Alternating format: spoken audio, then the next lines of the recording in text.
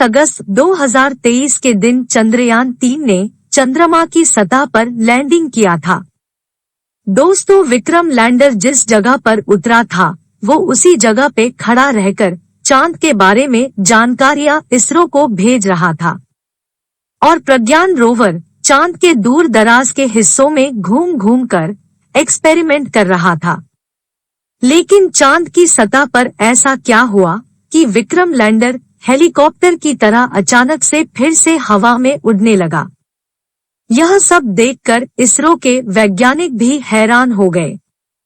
दोस्तों, चंद्रयान-3 के जरिए इसरो के वैज्ञानिकों ने विक्रम लैंडर और प्रज्ञान रोवर को चांद के रहस्यों से पर्दा उठाने के लिए भेजा था। उसके बाद हमारे इसरो के वैज्ञानिकों ने इसे एक दिन का आराम दिया था और फिर अगले ही दिन 24 अगस्त 2023 को विक्रम लैंडर से निकलकर हमारा प्रज्ञान रोवर बाहर आया था। ये वीडियो जो आप अभी स्क्रीन पे देख रहे हैं ये तब का है जब प्रज्ञान रोवर विक्रम लैंडर से बाहर निकलकर चांद की धरती पे आ रहा था। उसके बाद इसरो ने इस वीडियो को शेयर किया था। दोस्तों, 4 सितंबर को विक्रम लैंडर की हेलीकॉप्टर की तरह उड़ने वाला वीडियो को भी हम आगे दिखाएंगे, जिसको भी इसरो ने शेयर किया है। हमारे इसरो के वैज्ञानिकों की कड़ी मेहनत के लिए इस वीडियो को एक लाइक जरूर करें और कमेंट में जय हिंद अवश्य लिखें। अब आपके मन में यह सवाल आ रहा होगा कि आखिर विक्रम लैंडर कैसे उड़ान भरा और अब प्रज्ञान रोवर और विक्रम लैंडर क्या कर रहे हैं, इसके बारे में भी आपको आगे बताएंगे। तो बने रहिए अंत तक हमारे साथ इस वीडियो में। दोस्तों, चांद की धरती से विक्रम लैंडर और प्रज्ञान रोवर ने लगातार 14 दिनों तक कई फोटोज और वीडियो इसरो को भेजा है। साथ ही अपने एक्सपेरिमेंट के जरिए कई खनिजों का भी पता लगाया है, जिसमें से है सल्फर, एल्यूमिनियम, कैल्शियम, आयरन, साथ ही क्रोमियम, टाइटेनियम, मैग्नीज और सिलिकॉन की खोज किया है। हमारे प्रज्ञान रोवर ने चांद के दक्षिणी हिस्से में ऑक्सीजन की खोज कर डाला है। इस खोज से अमेरिका और रूस जैसे देश भी हैरान है कि भारत का चंद्रयान इतना कुछ कैसे कर सकता है। हमारे प्रज्ञान रोवर के इन सभी खोजों से भविष्य में चांद पर इंसानों के बसने में हमारी मदद हो सकती है। दोस्तों, 14 दिनों के बाद इसरो के वैज्ञानिकों ने विक्रम लैंडर को स्लिप मोड पे डाल दिया है, क्योंकि 14 दिनों के बाद जब चंद्रमा पे रात होने वाली थी, ऐसे में विक्रम लैंडर और प्रज्ञान रोवर काम नहीं कर पाते। हमारे वैज्ञानिकों ने विक्रम लैंडर और प्रज्ञान रोवर में सोलर पैनल को लगाया है ताकि वे सूरज की रोशनी से चार्ज होकर चंद्रमा पे एक्सपेरिमेंट कर सके। जब विक्रम लैंडर को चंद्रमा की सतह पे लैंड कराया गया था, वह दिन का समय था और चांद पे रात होने से पहले ही विक्रम लैंडर और प्रज्ञान रोवर को स्लिप मोड में डाल दिया गया।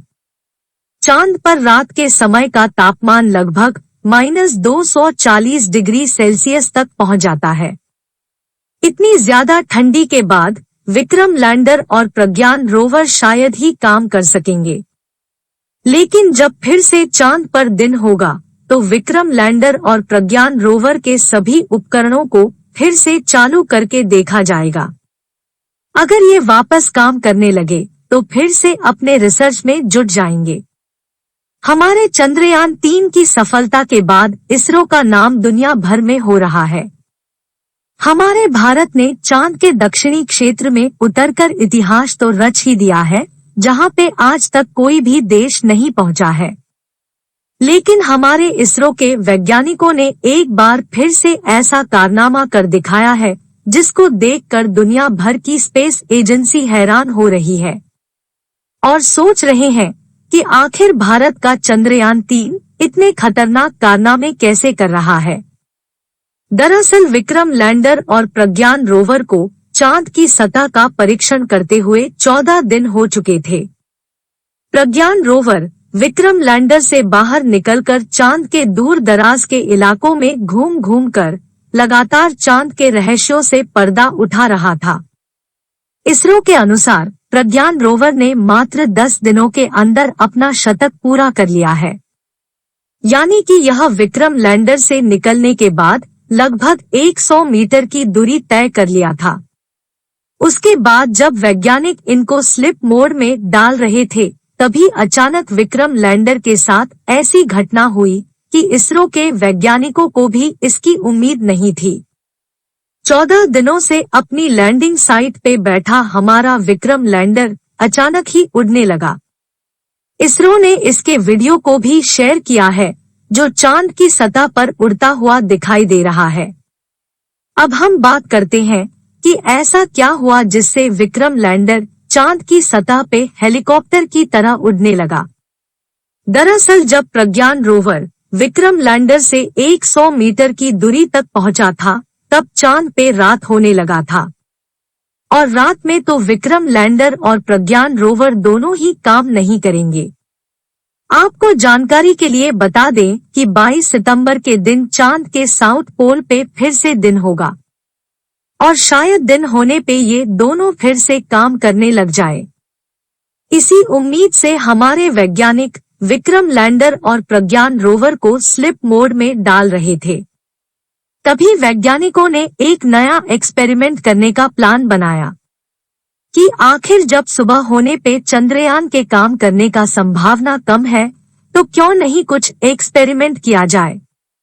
इस प्रयोग में विक्रम लैंडर के चारों थ्रस्टर्स को चालू करके चांद की सतह पर ऊपर की ओर उड़ा दिया, और अपने स्थान से उड़ने के बाद उसको 40 सेंटीमीटर दूर दूसरी जगह पर सफलतापूर्वक सॉफ्ट लैंडिंग करा दिया। ऐसा करके भारत एक बार नहीं बल्कि 2 बार विक्रम लैंडर को चांद की धरती पे लैंड कराकर यह कारनामा किया है। इसकी वीडियो को इसरो ने शेयर किया है, जिसमें आप लैंडर विक्रम को हवा में उड़ते देख सकते हैं। दरअसल इस प्रयोग में विक्रम लैंडर के इस एक्सपेरिमेंट ने भविष्य में चांद से वापस धरती पे आने का रास्ता भी खोल दिया है। भविष्य में ऐसे मिशन को चंद्रमा पे भेजा जा सकता है, जिसको दोबारा पृथ्वी पर भी वापस लाया जा सकता है। इस एक्सपेरिमेंट के बाद हमारे वैज्ञानिकों ने लैंडर विक्रम को भी अब स्लिप मोड में डाल दिया है। इसके सभी पेलोड को बंद कर दिया गया है, लेकिन इसके एक रिसीवर को अभी भी चालू रखा गया है, ताकि चांद पे जब दिन निकले तो यह रिसीवर इसरो को सिग्नल देना शुरू कर दे। दोस्तों, अगर दिन निकलने पर ये दोबारा काम करने लगे तो इन दोनों को एक बार फिर से 14 दिनों का समय मिल जाएगा, और यदि ये वापस से काम नहीं करते हैं तो हमेशा हमेशा के लिए चांद की सतह पर खड़े रहेंगे। दोस्तों, चंद्रयान ने ऐसे ऐसे कारनामे चांद की धरती पे किए हैं, जिनको आज तक बड़े बड़े देश जैसे कि अमेरिका, चीन और रूस जैसे देश भी नहीं कर पाए।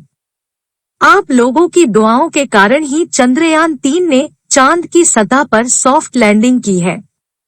अब हमारे वैज्ञानिकों को 22 सितंबर के दिन का इंतजार है। अब यह देखना है कि हमारा विक्रम लैंडर और प्रज्ञान रोवर दोबारा सूरज की किरणों के पड़ते ही वापस गहरी नींद से जागते हैं या नहीं। विक्रम लैंडर और प्रज्ञान रोवर के दोबारा से काम करने की प्रार्थना कमेंट बॉक्स में करते रहें। इस वीडियो को एक लाइक जरूर करें और इसरो के वैज्ञानिकों की मेहनत के लिए कमेंट बॉक्स में जय हिंद लिखना ना भूलें, और अपने इस चैनल को सब्सक्राइब जरूर करें। हमारे साथ अंत तक बने रहने के लिए आपका बहुत बहुत धन्यवाद।